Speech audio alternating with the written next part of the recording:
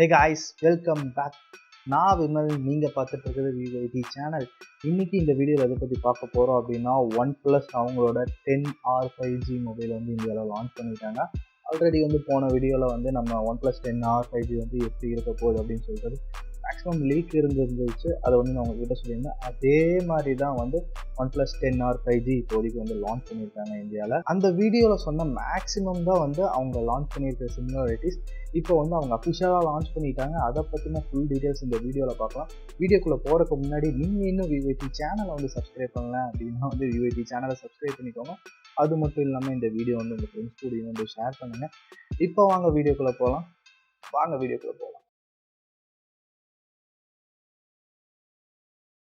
OnePlus அவங்களோட number சீரீஸ்க்கு அடுத்தது வந்து T சீரீஸ் லான்ச் பண்ணுவாங்க. அதே மாதிரி வந்து R சீரீஸ் வந்து இப்போ வந்து லான்ச் பண்ணிட்டு இருக்காங்க. 9Rலேருந்து இந்த R சீரீஸ் வந்து தொடர்ந்துட்டு இருக்கு. இப்போ வந்து 10R 5G அப்படின்னு சொல்லிட்டு அவங்க லான்ச் பண்ணியிருக்காங்க. முதல்ல வந்து இந்த மொபைலோட டிஸ்பிளேலேருந்து ஆரம்பிக்கலாம். ஏன் அப்படின்னா வந்து ஒரு மொபைல் வாங்குகிறோம் அப்படின்னா மேக்ஸிமம் வந்து அதோட டிஸ்பிளேவை தான் நம்ம வந்து யூஸ் பண்ண போகிறோம். ஃபஸ்ட்டு நம்ம வந்து டிஸ்பிளேலேருந்து ஆரம்பிக்கலாம். இந்த OnePlus 10R 5Gயில் வந்து 6.7 இன்ச்சஸ்க்கு வந்து full HD plus 120 Hz refresh rate support பண்ணுற up to 720 Hz touch sampling கொண்ட ஒரு டிஸ்பிளே கொடுத்துருக்காங்க. இந்த டிஸ்பிளே வந்து AMOLED டிஸ்பிளே தான். அதாவது வந்து OnePlus வந்து எப்போவுமே யூஸ் பண்ணுற இந்த சாம்சங் AMOLED டிஸ்பிளே தான் இதுவும் கொடுத்துருக்காங்க. ப்ரொடெக்ஷனுக்காக பார்த்தோம்னா கார்னிங் கொரில்லா கிளாஸ் 5 ப்ரொடெக்ஷனும் இந்த டிஸ்பிளேல கொடுத்துருக்காங்க. இந்த டிஸ்பிளே வந்து ஒரு 2.5D கர்வ்டு கிளாஸ், அதாவது வந்து டோட்டலாக கர்வ்டு கிடையாது, லைட்டாக ஒரு சின்ன கர்வ் மட்டும்தான் இருக்குது. அதை வந்து அவங்க 2.5D கர்வ்டு கிளாஸ் அப்படின்னு சொல்கிறாங்க. இது ஒரு மார்க்கெட்டிங் ஸ்ட்ராட்டஜி தான். டிஸ்பிளே வந்து ரொம்பவே வந்து தரமான டிஸ்பிளே தான். டிஸ்பிளேல எந்த குறையுமே வந்து OnePlus பண்ணலை. அடுத்தது வந்து இந்த மொபைலில் யூஸ் பண்ணியிருக்க ப்ரொசஸர் தான். ஏன் டிஸ்பிளேக்கு அப்புறம் ப்ரொசஸர் போகிறோம் அப்படின்னா வந்து பர்ஃபார்மன்ஸ் அப்படிங்கிற ஒரு விஷயம் அடுத்த டிஸ்பிளேக்கு அடுத்து நம்ம வந்து என்றைக்குமே பார்க்க வேண்டிய ஒரு விஷயம் என்னென்னா பர்ஃபார்மன்ஸ். அதனால வந்து இந்த மொபைலில் யூஸ் பண்ணிக்க ப்ரொசஸர் பார்த்தோம் அப்படின்னா கொஞ்சமாக OnePlus பார்த்தோம் அப்படின்னா வந்து ஸ்னாப் டிராகன் கிட்ட இருந்து மீடியாடெக்கு வந்து கொஞ்சமாக மூவ் ஆகிட்டு இருக்காங்க. அது வந்து நல்லாவே தெரியுது. அவங்க நாட் சீரீஸ்லேருந்து இது வந்து மேக்ஸிமம் பண்ணிகிட்டே இருக்காங்க. இந்த மொபைலில் யூஸ் பண்ணிக்க ப்ரொசஸர் பார்த்தோம் அப்படின்னா வந்து மீடியாடெக்கோட டிமென்சிட்டி 8100 மேக்ஸ் அப்படிங்கிற ஒரு ப்ரொசஸர் யூஸ் பண்ணியிருக்காங்க. அதாவது இது 8100ஓட மேக்ஸ் வெர்ஷன், அவ்வளோதான், வேறு எந்த டிஃப்ரென்ஸுமே இல்லை. அதாவது 8100 ப்ராசஸர் வந்து கொஞ்சம் என்ஹான்ஸ் பண்ணியிருக்காங்க. 11% சிபியூலையும் அதே மாதிரி வந்து 20% வந்து ஜிபியூலும் 25% வந்து பவர் எஃபிஷியன்சிலையும் வந்து கொஞ்சம் இன்க்ரீஸ் பண்ணியிருக்காங்க. இந்த ப்ராசஸர் வந்து 8100னே கொடுக்குறாங்களா, எதுக்கு வந்து என்ஹான்ஸ் பண்ணி கொடுக்குறாங்க அப்படின்னு சொல்லிட்டு எனக்கு தெரியல. அது நீங்கள் என்ன யோசிக்கிறீங்களோ அது சொல்லலாம். ஏன்னா வந்து என்ஹான்ஸ் பண்ணுறதுக்கு அந்த ப்ராசஸரே வந்து பெட்டராகவே கொடுத்துட்டு போகலாம். ஏன்னா வந்து மீடியாடெக்கோட ப்ராசஸர் எல்லாமே வந்து ஹீட் ஆகும். குவால்காம் கம்பேர் பண்ணும்போது கொஞ்சம் ஹீட் ஆகும். எக்ஸினோஸை கம்பேர் பண்ணும்போது ஓரளவுக்கு டீசெண்டாக இருக்கும். இந்த ப்ராசஸர் வந்து கூல் பண்ணுறதுக்காக 3D வேப்பர் சேம்பர் வந்து யூஸ் பண்ணியிருக்காங்க. 4100 mmக்கு வந்து ஒரு திக்னஸை கொடுத்து அதை வந்து அவங்க யூஸ் பண்ணியிருக்காங்க. இதெல்லாம் கண்டிப்பாக வந்து ஹீட் ஆகும் இந்த ப்ராசஸர். அதனால வந்து ஒரு ஸ்கொயர் ஷேப்புக்கு வந்து 4100 mmக்காக இவங்க வந்து 3D பேசிவ் சேம்பர் ஒன்று கொடுத்துருக்காங்க. ஹீட்டிங்கை வந்து கூல் பண்ணுறதுக்கு ரொம்பவே வந்து நல்ல விஷயம். ஹீட்டிங்கை வந்து கூல் பண்ணுறதுக்கு வந்து ரொம்பவே நல்ல விஷயம். இந்த கூலிங் டெக்னாலஜி எதுக்காக கொடுத்துருக்காங்க அப்படின்னு சொல்கிறாங்க அப்படின்னா வந்து கேமிங் பர்ஃபார்மன்ஸை வந்து இன்க்ரீஸ் பண்ணுறதுக்காக கொடுத்துருக்காங்க. ஏன்னா வந்து ப்ரொசஸர் வந்து ஹீட்டாக அதோட பர்ஃபார்மன்ஸ் வந்து டீக்ரேடும். அதனால வந்து இந்த கூலிங் கொடுக்குறதுனால ஓரளவுக்கு வந்து நம்மளால் கேம் ஆட முடியும் அப்படின்னு சொல்கிறாங்க. நல்லாவே கேம் ஆட முடியும், அதில் வந்து எந்த சந்தேகமே கிடையாது. அடுத்தது இந்த மொபைலில் யூஸ் பண்ணியிருக்கிற கேமராஸ் தான். கேமராஸ் வந்து ஒரு மிக்சடு ஃபீல் தான் சொல்லணும். மெயின் கேமரா சோனியோட 50 MP IMX766 அப்படிங்கிற ஒரு மெயின் சென்சார் கொடுத்துருக்காங்க. ஒரு நல்ல சென்சார் தான். f1.88 அப்பர்ச்சரில். அது கூடவே வந்து இந்த கேமராவுக்கு வந்து OIS ஸ்டெபிலைசேஷனும் இருக்குது. அதாவது வந்து ஆப்டிக்கல் இமேஜ் ஸ்டெபிலைசேஷன் அப்படிங்கிற ஒரு ஸ்டெபிலைசேஷனும் இந்த வந்து கேமராவுக்கு கொடுத்துருக்காங்க. அடுத்தது பார்த்தோம்னா ஒரு 8 MP சோனி IMX366 அப்படிங்கிற ஒரு சென்சார் கொடுத்துருக்காங்க. 8 MP அல்ட்ரா ஒயிட் கொடுக்காமலே இருந்திருக்கலாம். f2.2 அப்பர்ச்சரில் கொடுத்துருக்காங்க. கொடுக்காமலே இருந்திருக்கலாம், அது கூட பிரச்சனை இல்லை. அடுத்தது ஒன்று வருது, 2 MP ஒரு மேக்ரோ சென்சார் கொடுத்துருக்காங்க. எதுக்குடா 2 MP கொடுக்குறீங்க, கொடுக்காமலே இருந்திருக்கலாமே. ஸ்குவாட் கேமரா அப்படின்னு சொல்லிக்கிறதுக்காக மட்டும்தான் வந்து கொடுத்துருக்காங்களே தவிர வேறு எதுக்குமே கிடையாது. முன்னாடி as usual வந்து 16 MP சாம்சங்கோட சென்சரோட இது வந்து பேரை வந்து கீழே போடுறேன். இந்த சென்சாரை தான் வந்து கொடுத்துருக்காங்க. 3Tல என்ன சென்சார் கொடுத்தாங்களோ அதே சென்சாரை தான் வந்து 10R வரைக்கும் அவங்க வந்து கண்டினியூ பண்ணிகிட்டே இருக்காங்க. கொஞ்சமாவது இம்ப்ரூவ்மெண்ட் கொடுக்கணும் ஃப்ரண்ட் சென்சாரில், கொடுக்கறதே இல்லை. அடுத்த மொபைல்லையாவது மாற்றுறாங்களா அப்படின்னு சொல்லிட்டு வந்து நம்ம பார்ப்போம் என்ன பண்ணுறது. அடுத்தது இந்த மொபைல்ஸில் கொடுத்துருக்க ஸ்டோரேஜ் அண்ட் ரேம் வேரியன்ட்னா 8+128, 12+256 அப்படின்னு சொல்லிட்டு 3 ரேம் வேரியன்ட் கொடுத்துருக்காங்க. 2 தானே சொல்லியிருக்கேன், அது வந்து கடைசியில் சொல்கிறேன். இந்த மொபைலில் கொடுத்துருக்கு ஸ்டோரேஜோட ஸ்பீடு பார்த்தோம் அப்படின்னா UFS 3.1 ஸ்பீட் கொடுத்துருக்காங்க. ஏன் அப்படின்னா வந்து ஃப்ளாக்ஷிப் மொபைலுக்கு வந்து கண்டிப்பாக வந்து நல்ல ப்ரொசஸர், அது மட்டும் இல்லாமல் நல்ல ஸ்பீடான ஸ்டோரேஜ் கொடுத்தாதான் வந்து கொஞ்சம் யூஸ் பண்ணுறதுக்கு நல்லா இருக்கும். அதனால் வந்து இது கொடுத்துருக்காங்க, குறைய சொல்ல முடியாது. அதை அட்லீஸ்ட் அதாவது பண்ணியிருக்காங்களே, இந்த கேமரா குவாலிட்டியாவது பண்ணியிருக்காங்களே அப்படின்னு சொல்லிட்டு வந்து பேசிட்டு தான் போகணும். அடுத்தது பார்த்தோம் அப்படின்னா இந்த மொபைலில் யூஸ் பண்ணியிருக்க பேட்டரிஸ் பார்த்தோம் அப்படின்னா வந்து 2 வேரியண்ட்டில் வந்து அவைலபிளாக இருக்குது. 2 வேரியண்ட் சொல்கிறேன் அப்படிங்கிறது ஷாக் ஆகாதீங்க. ஏன்னா வந்து 10R 5G வந்து 2 மாடலில் வந்து லான்ச் பண்ணியிருக்காங்க. ஒன்று பார்த்தோம் அப்படின்னா நார்மல் எடிஷன், இன்னொன்று பார்த்தோம் அப்படின்னா வந்து என்டியூரன்ஸ் எடிஷன் அப்படின்னு சொல்லிட்டு வந்து 2 எடிஷனில் லான்ச் பண்ணியிருக்காங்க. ஒரு டிஃப்ரென்ஸும் கிடையாது, just battery and fast charging மட்டும்தான் அவங்க வந்து டிஃப்ரென்ஸ் பண்ணியிருக்காங்க. நார்மல் வெர்ஷனுக்கு வந்து ஒரு 5000 mAh battery with 80 watts fast charging கொடுத்துருக்காங்க, அதாவது வூட் சார்ஜிங் கொடுத்துருக்காங்க.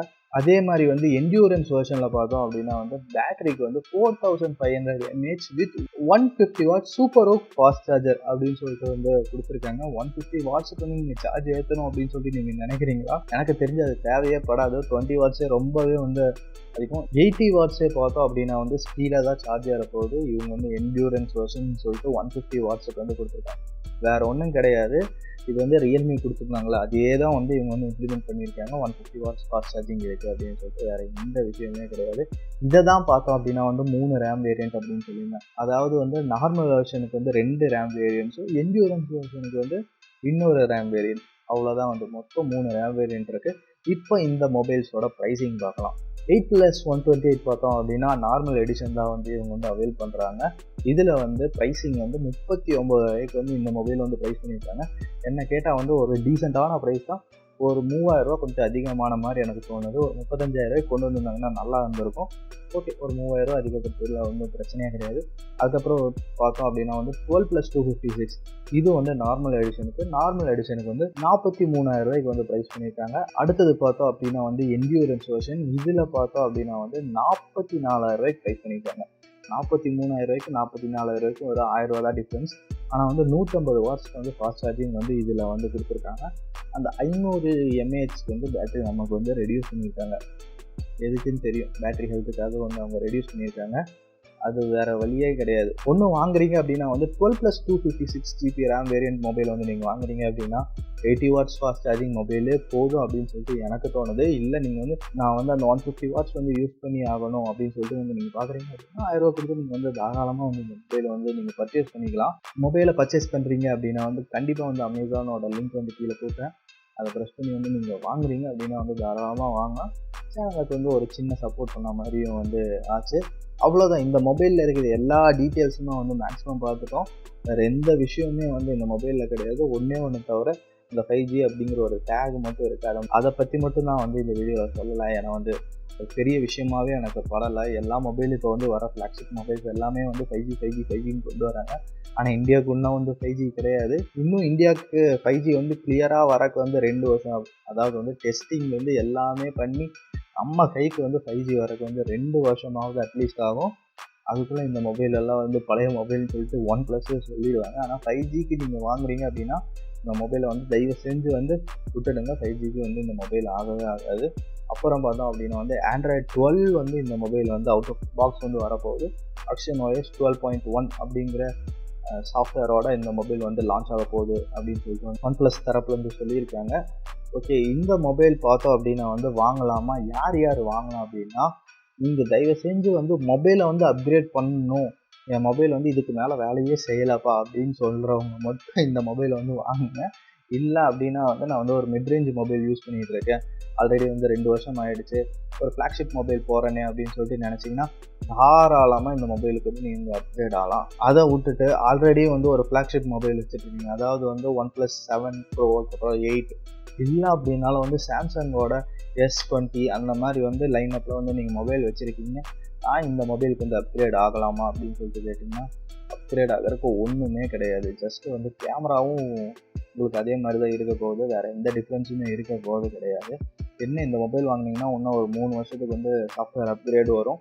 அதனால வந்து வாங்குறதுக்கு சான்சஸ் இருக்குது. அதுக்கு நீங்கள் இப்போ யூஸ் பண்ணிகிட்டு இருக்க மொபைலே ஒரு வருஷத்துக்கு வந்து ஆண்ட்ராய்டு அப்டேட் வரும் அப்படின்னு சொல்லிட்டு நீங்கள் நினச்சிருந்தீங்க அப்படின்னா வந்து, இல்லை வரக்கூடிய சான்சஸ் இருக்குது அப்படின்னா தயவு செஞ்சு இந்த மொபைலுக்கு வந்து அப்கிரேட் ஆகாதீங்க. டோட்டலாக முடிஞ்சப்பறம் வந்து அப்கிரேட் ஆகிறது வந்து ஒரு நல்ல விஷயம். இல்லைன்னா மொபைல் சுத்தமாக வேலை செய்யலை, எனக்கு இது வேலைக்கே ஆகாதுப்பா அப்படின்னு சொல்லிட்டு வந்து நீங்கள் அப்கிரேட் ஆகுறீங்கன்னா வந்து தாராளமாக ஆகலாம். இன்னொரு விஷயம் நான் சொல்லணும்னு இருந்தேன். என்ன அப்படின்னா, கேமராக்காக இந்த மொபைலுக்கு வந்து நான் அப்கிரேட் ஆகுறேன் அப்படின்னா வந்து எனக்கு அது பற்றி வந்து எந்த டீட்டெயில்ஸுமே தெரியல. ஆனால் வந்து கேமராக்காக வந்து அப்கிரேட் ஆகிறது வந்து வேஸ்ட் அப்படின்னு சொல்லிட்டு வந்து எனக்கு தோணுது. கேமராக்காக நீங்கள் வந்து இந்த மொபைலுக்கு வந்து நீங்கள் கன்சிடர் பண்ணுறீங்கன்னா தயவு செஞ்சு வந்து கன்சிடர் பண்ணாதீங்க. ஏன்னா வந்து வீடியோஸ் அப்படின்ட்டு வரும்போது வந்து இதை விட பெட்டராக வந்து, அதாவது இன்னும் வந்து ஒரு 5000 பேசிக் எடிஷனுக்கு வந்து நீங்கள் 5000 போட்டு வந்து ஐஃபோனை வந்து நீங்கள் வாங்கிடலாம். கேமராவுக்கு வந்து பெஸ்ட்டாகவே இருக்குது. நானும் ஐஃபோன் யூஸ் பண்ணிட்டு தான் இருக்கேன். ரொம்பவே வந்து கேமரா வந்து கிளாரிட்டி வந்து ரொம்பவே நல்லா இருக்குது. வீடியோவில் வந்து ரொம்பவே வந்து ஐஃபோன் நல்லா இருக்குது. அதனால் ஐஃபோனுக்கு தாராளமாக போகலாம். ஆனால் ஃபோட்டோன்னு எடுக்கும்போது ஓரளவுக்கு வந்து பிக்சல் வந்து ஃபோட்டோவில் வந்து லைனப்பில் வந்து நல்லாயிருக்கு. அதனால வந்து கேமராக்கு அப்கிரேட் ஆகுறீங்கன்னா தயவு செஞ்சு இந்த மொபைலுக்கு வராதீங்க. நீங்கள் வந்து வேறு மொபைலுக்கு போகிறது வந்து ரொம்பவே நல்ல விஷயம். வேறு எதுவுமே கிடையாது. இந்த மொபைலில் வந்து நீங்கள் அப்கிரேட் ஆகிற மாதிரி எனக்கு தெரிஞ்சு இந்த மொபைலில் ஒன்றுமே கிடையாது. அதுக்கு வந்து நீங்கள் 9R டிஏ வாங்கிட்டு போயிடலாம். 10Rக்கு வந்து என்ன சொல்கிறதுன்னு தெரியல எனக்கு OnePlus கிட்ட இருந்து. ஓகே கைஸ், அவ்வளோதான் இந்த வீடியோக்கு. இந்த வீடியோ உங்களுக்கு பிடிச்சிருந்துச்சு அப்படின்னா வந்து மறக்காமல் விவைடி சேனலை சப்ஸ்கிரைப் பண்ணுங்கள். அது மட்டும் இல்லாமல் உங்கள் ஃப்ரெண்ட்ஸ் கூட வந்து இந்த வீடியோவை ஷேர் பண்ணுங்கள். இன்னுமே பார்த்தோம் அப்படின்னா வந்து நிறைய வீடியோஸ் பண்ணணும்னு இருக்கேன். உங்களுக்கு ஏதாவது சஜஷன் இருந்துச்சுன்னா கண்டிப்பாக வந்து கமெண்ட்ஸில் சொல்லுங்கள். அடுத்து ஒரு நல்ல வீடியோவில் சந்திக்கலாம். அது வரைக்கும் this is me Vimal signing off. Bye bye, see you.